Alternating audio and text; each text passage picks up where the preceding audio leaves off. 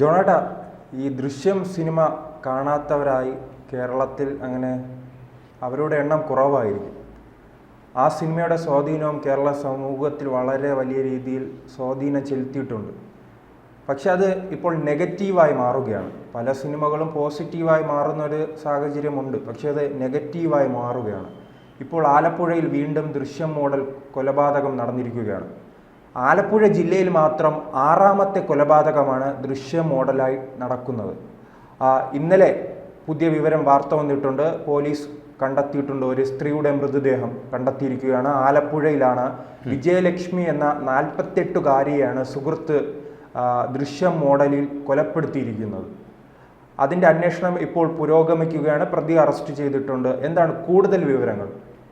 ഇത് സംബന്ധിച്ച് പറയുമ്പോൾ ദൃശ്യം മോഡൽ ഇതുപോലെയുള്ള അതായത് ഫോൺ എവിടെയെങ്കിലും ഉപേക്ഷിക്കുന്ന എല്ലാ കൊലപാതകങ്ങൾക്കും പോലീസ് ദൃശ്യം മോഡൽ, അല്ലെങ്കിൽ പോലീസ് പറഞ്ഞില്ലെങ്കിൽ പോലും മാധ്യമങ്ങൾ അതിന് ദൃശ്യം മോഡൽ എന്ന് അല്ലെങ്കിൽ കുഴിച്ചു മൂടുന്നത് ആ രീതിയാണ് അവിടെ അപ്പം നടപ്പിലാക്കിയിരിക്കുന്നത്. ഇത് വഴിതെറ്റിക്കാൻ വേണ്ടി ഫോൺ വേറൊരു സ്ഥലത്തേക്ക്, അതിനകത്ത് അങ്ങനെയാണല്ലോ, മറ്റൊരു വാഹനത്തിലേക്ക് ആ ഫോൺ എറിയുകയാണല്ലോ. ഈ ദൃശ്യം നമ്മൾ അതുവരെ കണ്ടതുപോലെയുള്ള ഒരു സിനിമയായിരുന്നില്ല. അതിൻ്റെ ക്ലൈമാക്സ് ഒക്കെ നമ്മളെ അതുവരെ ഇങ്ങനെ പോയ ആ സിനിമ പെട്ടെന്ന് ക്ലൈമാക്സോടുകൂടി ഞെട്ടിക്കും. അപ്പോൾ അങ്ങനെ ഒരു സിനിമയായിരുന്നു. തിയേറ്റർ നിറച്ച സിനിമയാണ്, ഗംഭീര സിനിമയാണ്. അത് കാണാത്ത ആളുകൾ ഈ പറഞ്ഞതുപോലെ, ശ്രീത്ത് പറഞ്ഞ പോലെ ആരും തന്നെയില്ല. പക്ഷേ അതിൻ്റെ സ്വാധീനം, അപ്പോൾ ഒരു കൊലപാതകം ചെയ്തിട്ട് പണ്ട് എൻ്റെ സൂര്യപുത്രിക്ക് എന്ന് പറയുന്ന ഒരു സിനിമയുണ്ട്, ഫാസിൽ സംവിധാനം ചെയ്ത സിനിമ, അമലയൊക്കെ അഭിനയിച്ച, ഹോസ്റ്റലിൽ നിന്ന് ഈ പെൺകുട്ടികൾ ചാടിപ്പോവുകയും രാത്രി അങ്ങനെ ഈ സിനിമ കണ്ടിട്ട് അന്ന് ഹോസ്റ്റലിൽ താമസിക്കുന്ന കുറേ പെൺകുട്ടികൾ രാത്രി ഹോസ്റ്റലിൽ നിന്ന് മതിരി ചാടിപ്പോവുക, ഇപ്പോൾ പാതിരാത്രിക്ക് തിരിച്ചു വരിക. അപ്പോഴത്തേക്ക് അത് വാർത്തയായി. ഈ എന്താ സിനിമയുടെ ആ സിനിമ സൂര്യപുത്രിയുടെ മോഡലിൽ ചാടിപ്പോകുന്നു. അങ്ങനെ ആ രീതിയിൽ ഇപ്പോൾ ഓരോ കാലത്തും ഓരോ സിനിമയും ആളുകളെ സ്വാധീനിക്കും. പക്ഷേ ഒരു പോലീസ് ഉദ്യോഗസ്ഥൻ പറഞ്ഞൊരു കാര്യമുണ്ട്, ഈ ദൃശ്യം സിനിമ കണ്ടിട്ട് ആ രീതിയിൽ കൊലപാതകം ചെയ്യാൻ പോയി കഴിഞ്ഞാൽ ആ ആളുകളെ എല്ലാം പോലീസ് പൂട്ടും.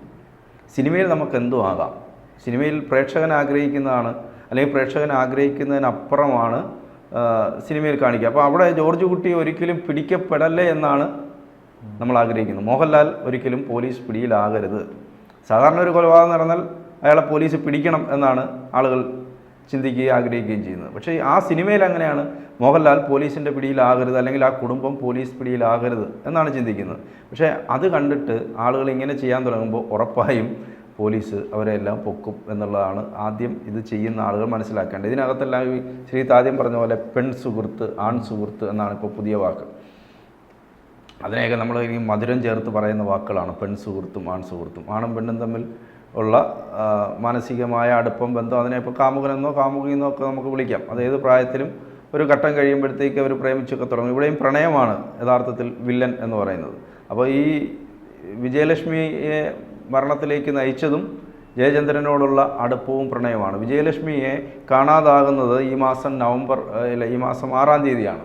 6-ാം തീയതി കരുനാഗപ്പള്ളിയിൽ നിന്ന് കാണാതാകുന്ന, ഒരു കരുനാഗപ്പള്ളിയിലാണ് താമസിക്കുന്നത്. അവരെ കാണാതായതിനു ശേഷം ബന്ധുക്കൾ പരാതിയുമായി വരുമ്പോഴാണ് ജയചന്ദ്രൻ പെട്ടുപോയത്. അതിനു മുമ്പ് വരെ ജയചന്ദ്രൻ വിചാരിച്ചിരിക്കുന്നത് ഇവരെ അന്വേഷിച്ച് ആരും വരില്ല, തീർത്ഥാടനത്തിന് പോയി എന്നാണ് അവരുടെ സഹോദരി ഉൾപ്പെടെ കരുതിയിരുന്നത്.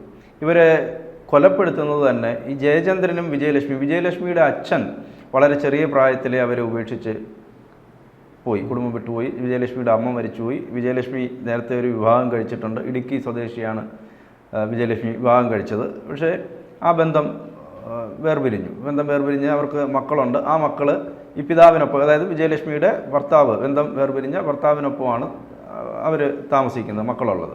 വിജയലക്ഷ്മി ഒറ്റയ്ക്ക് കരുനാഗപ്പള്ളിയിൽ വന്ന് താമസിക്കുകയായിരുന്നു. അതുപോലെ തന്നെ ഇയാൾ ഈ അഴീക്കൽ തുറമുഖത്ത് മത്സ്യബന്ധനം നടത്തുന്ന ആളായിരുന്നു ജയചന്ദ്രൻ. അതാണ് അയാളുടെ ജോലി. ഇവർ അവിടെ മത്സ്യ കച്ചവടത്തിനായിട്ട് വന്നതാണ്. അങ്ങനെയാണ് ഇവർ തമ്മിൽ അടുപ്പത്തിലാകുന്നത്, ഇവർ തമ്മിൽ പ്രണയമാകുന്നു. ഈ ജയചന്ദ്രൻ്റെ ഭാര്യയ്ക്കുമൊക്കെ ഇതറിയാമായിരുന്നു. സിനി എന്നാണ് അവരുടെ പേര്. അപ്പോൾ അവർക്കും അറിയാം, ആ വീട്ടുകാർക്കും അറിയാമെന്ന് പറഞ്ഞാൽ അവർ പോസിറ്റീവായിട്ടല്ല അതിനെ സമീപിക്കുന്നത്. ആ ബന്ധത്തിൽ നിന്ന് പിന്മാറണമെന്ന്. അദ്ദേഹത്തിന് കുടുംബമുണ്ട്, ഭാര്യയും മക്കളും ഉണ്ട്. അവർക്കിതറിയാം. അവർ പലതവണ ഈ വിജയലക്ഷ്മിയുടെ അടുത്ത് ചെന്നിട്ട് ഈ ജയചന്ദ്രൻ്റെ ഭാര്യ കരഞ്ഞ് പറയുന്നുണ്ട്, നിങ്ങൾ ഈ ബന്ധത്തിൽ നിന്ന് പിന്മാറണം എന്നൊക്കെ പറയുന്നുണ്ട്. ഇവരൊരുമിച്ച് ഈ വീട്ടിലൊക്കെ വരികയൊക്കെ ചെയ്തിട്ടുണ്ട്. തുടക്കത്തിൽ നല്ല ഈ പറഞ്ഞ പെൺ സുഹൃത്ത് എന്ന് പറഞ്ഞ സൗഹൃദം എന്നുള്ള രീതിയിൽ വരുന്നു. അങ്ങനെ പിന്മാറണമെന്ന് പറഞ്ഞിട്ട് പോലും അവർ മാറിയില്ല. പിന്നെ ഇടയ്ക്ക് ഈ ജയചന്ദ്രൻ വിജയലക്ഷ്മിയുടെ കരുനാഗപ്പള്ളിയിലെ വീട്ടിൽ ചെല്ലുമ്പോൾ നാട്ടുകാർ അവിടെ പിടികൂടുന്നുണ്ട്. പിടികൂടിക്കഴിഞ്ഞിട്ട് അവിടെയാണ് ഒരു വില്ലൻ വരുന്നത്. പിടികൂടിക്കഴിഞ്ഞിട്ട് സുധീഷ് എന്ന് പറയുന്ന ആള് ഈ ജയചന്ദ്രൻ്റെ വീട്ടിൽ വിളിച്ച് ഈ വിവരം അറിയിക്കുന്നു. ഇങ്ങനെ നിങ്ങളുടെ ഭർത്താവ് ഇവിടെ വന്നിട്ടുണ്ട്, അയാളെ നാട്ടുകാരെ പിടികൂട്ടിയിട്ട് വിജയലക്ഷ്മിയുടെ വീട്ടിൽ വന്നതാണ്. അത് അവിഹിതം പൊക്കി എന്ന് നമുക്ക് വേണമെങ്കിൽ പറയാം. അങ്ങനെ സുധീഷ് അവിടെ രംഗപ്രവേശനം ചെയ്യുകയാണ്. സുധീഷ് വിളിച്ചു പറയുന്നു. അവിടെ മുതൽ ജയചന്ദ്രന് ഈ സുധീഷിനോട് വൈരാഗ്യമുണ്ട്. സുധീഷാണ് ഇതെല്ലാം, ഈ സുധീഷിൻ്റെ പ്ലാനാണ് ഇതെന്ന് പോലും ജയചന്ദ്രൻ സംശയിക്കുന്നുണ്ട്. അതായത് വിജയലക്ഷ്മിയെ കാണാൻ വരുമ്പോൾ ആളുകളെ വിളിച്ചു കൂട്ടിയിട്ട് ഇയാളെ പിന്നെ അവിടെ പിടിച്ച് നിർത്തിയതൊക്കെ സുധീഷിൻ്റെ പ്ലാനാണ് എന്ന് ജയചന്ദ്രൻ കരുതുകയാണ്. അത് കഴിഞ്ഞിട്ട് ഈ വിജയലക്ഷ്മിക്ക് സുധീഷിനോട് പ്രണയമാകും. അതായത് ഒരേ സമയം ജയചന്ദ്രനെ പ്രണയിക്കുന്നു, ഇപ്പുറത്ത് സുധീഷിനെ പ്രേമിക്കുന്നു. അപ്പോൾ അവർക്ക് കുടുംബമുണ്ടോ? സുധീഷിന് അല്ല,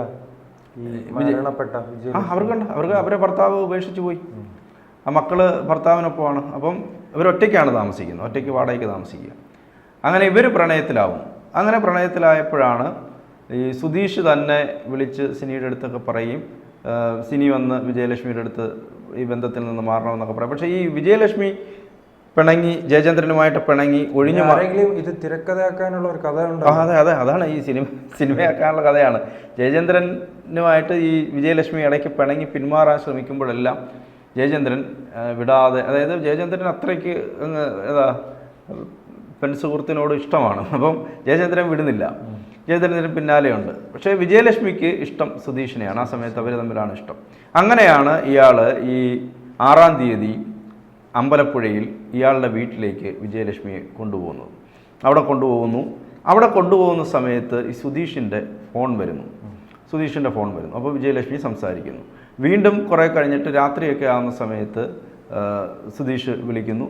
ഇയാളുടെ മുന്നിൽ, ജയചന്ദ്രൻ്റെ മുന്നിൽ വെച്ച് തന്നെ സംസാരിക്കുന്നു. അപ്പോഴത്തേക്ക് ഇയാൾക്ക് അതൊരു വഴക്കിനുള്ള കാരണമായി മാറുകയാണ്. ദേഷ്യം വരുന്നു, പ്ലെയർ വെച്ച് തലയ്ക്ക് അടിക്കുന്നു.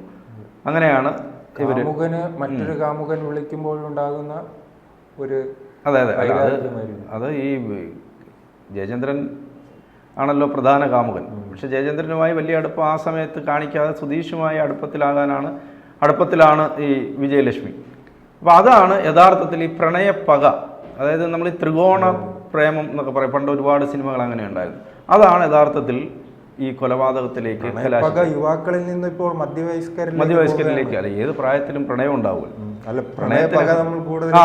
പ്രണയപ്പക. ഈ അടുത്ത് അങ്ങനെ ഒത്തിരി കൊലപാതകങ്ങൾ വരികയും ചെയ്യുന്നുണ്ട്. കഴുത്തറുത്ത് കൊല്ലുന്നു. അതെ, ഇവർ ഒരു ആശ്രയം എന്ന നിലയിലായിരിക്കും. ഇവർക്ക് ഭർത്താവ് ഉപേക്ഷിച്ചു പോയി, അച്ഛനില്ല, ഭാര്യ മരിച്ചുപോയി. ചെറിയ പ്രായത്തിലെ അച്ഛൻ ഉപേക്ഷിക്കുന്ന കുഞ്ഞുങ്ങളൊക്കെ എന്ന് പറഞ്ഞാൽ അവരുടെ മാനസികാവസ്ഥ വേറൊരു തരത്തിലായിരിക്കും. അപ്പോൾ ഒരു ആശ്രയം എന്ന നിലയിലായിരിക്കാം ജയചന്ദ്രനെ കണ്ടിട്ടുള്ളത്. ഇവർ തമ്മിൽ പണമിടപാടും ഒക്കെ നടന്നിട്ടുണ്ട്. പക്ഷേ ജയചന്ദ്രൻ ഈ സുധീഷുമായി അടുപ്പത്തിലായതാണ് ജയചന്ദ്രനെ പ്രകോപിപ്പിക്കുന്നത്. അതിനുശേഷമാണ് തൊട്ടടുത്തുള്ള പറമ്പിൽ ഇവരെ കുഴിച്ചിടുന്നത്. ഞാൻ ഒരിടത്ത് വായിച്ചത്, ഇയാൾ ഈ അടിച്ചിട്ടതിന് ശേഷം ഇവരെ വലിച്ചഴയ്ക്കുന്ന സമയത്ത് ജീവനുണ്ട്. പക്ഷേ അത് ആ മരണം ഉറപ്പാക്കാൻ വേണ്ടി വെട്ടുകത്തി കൊണ്ട് തലയ്ക്ക് വെട്ടി. അങ്ങനെയാണ് മരണം ഉറപ്പിക്കുന്നത്. മരണം ഉറപ്പിച്ചതിന് ശേഷമാണ് കുഴിയെടുത്ത് അവിടെ മൂടുന്നത്. ആ കുഴി 2 ദിവസം കഴിഞ്ഞ് വിണ്ടു കീറുകയൊക്കെ ചെയ്തപ്പം വീണ്ടും കുറേ നമ്മൾ സിമൻ്റൊക്കെ ഉണ്ടല്ലോ, അതൊക്കെ കൊണ്ടുവന്ന് അവിടെ ഇട്ട് റെഡിയാക്കി അതിൻ്റെ പുറത്ത് എല്ലാവരും ചെയ്യുന്നത് പോലെ വാഴയും തെങ്ങിൻ തൈയൊക്കെ നട്ട് പുള്ളി സുഖമായി പോയി. അപ്പോഴാണ് ഈ വിജയലക്ഷ്മിയുടെ സഹോദരി പരാതിയുമായി വരുന്നത്, ഇവരെ കാണുന്നില്ല എന്ന് പറഞ്ഞിട്ട്. അങ്ങനെ പരാതിയുമായിട്ട് വന്നപ്പോഴാണ് ഈ ഫോൺ കയ്യിലുണ്ടല്ലോ, ഈ ഫോൺ കൊണ്ടുപോയി എറണാകുളത്ത് നിന്ന് കണ്ണൂർ പോകുന്ന ബസ്സിൽ വെച്ചിട്ട് പോയി. അങ്ങനെ ആ കണ്ടക്ടർക്ക് ഈ ഫോൺ കിട്ടുന്നു. അതാണ് യഥാർത്ഥത്തിൽ നിർണായകമായത്. അങ്ങനെ അന്വേഷിച്ചപ്പോഴാണ് ഈ ഫോണിൻ്റെ ഡീറ്റെയിൽസ് എല്ലാം പോലീസ് എടുക്കുമ്പോഴാണ്, അതിൻ്റെ കോൾ ഹിസ്റ്ററി എടുക്കുമ്പോൾ ഇതിനകത്ത് ജയചന്ദ്രൻ വിളിച്ചിട്ടുണ്ട്. അയാൾ ലൊക്കേഷൻ എടുക്കുമ്പോഴെല്ലാം അവിടെ ഒക്കെ ഉണ്ട്. അങ്ങനെയാണ് ഇയാളിലേക്ക് എത്തുന്നത്. ഇയാളിത് നിഷേധിക്കാൻ തുടങ്ങിയെങ്കിലും ഈ ഡിജിറ്റൽ തെളിവുകളെല്ലാം കൃത്യമായി പോലീസ് ശേഖരിച്ചിരുന്നു. ഡിജിറ്റൽ തെളിവ് ശേഖരിച്ചിട്ടാണ് ഇയാളെ കസ്റ്റഡിയിൽ എടുക്കുന്നത്. ജയചന്ദ്രൻ്റെയും ആ സ്ത്രീയുടെയും മൊബൈൽ ഫോൺ ഒരേ ലൊക്കേഷനിൽ. എളുപ്പം അല്ല, ഇയാൾക്ക് പറ്റിയ അബദ്ധം, ഇയാൾ ഈ ദൃശ്യം മോഡൽ അനുകരിച്ചതാണ് ഇയാളെ കുടുക്കിയത്. ഇയാൾ അറസ്റ്റ് ചെയ്യപ്പെടേണ്ട ആളാണ്. പക്ഷേ ഒരു കൊലപാതകം ചെയ്തു കഴിഞ്ഞിട്ട് ഇയാൾ വിചാരിച്ചത് ഇയാൾ ഇങ്ങനെ ചെയ്താൽ പിടിക്കപ്പെടില്ല. ദൃശ്യം സിനിമ ധാരാളം തവണ കണ്ടിട്ടുണ്ടെന്ന് ഇയാൾ തന്നെ പറയുന്നുണ്ട്. അപ്പോൾ ഈ ആളുകളുടെ വിചാരം ദൃശ്യം സിനിമ കണ്ടിട്ട് ഒരു കൊലപാതകം അതുപോലെ ചെയ്തു കഴിഞ്ഞാൽ പോലീസ് ഒരിക്കലും പിടിക്കില്ല എന്നാണ് ആളുകൾ വിചാരിച്ചിരിക്കുന്നത്. അത് അങ്ങനെയുള്ളത് ഏറ്റവും വലിയ മണ്ടത്തരമാണ്.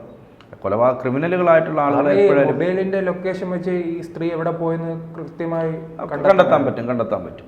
ഇയാള് അപ്പോൾ യഥാർത്ഥത്തിൽ സുധീഷ് എന്ന വില്ലനാണ് അവിടെ ഉള്ളത്. സുധീഷാണ് വിജയലക്ഷ്മിയുടെ മരണത്തിന് കാരണമായതെന്ന് വേണമെങ്കിൽ നമുക്ക് പറയാം.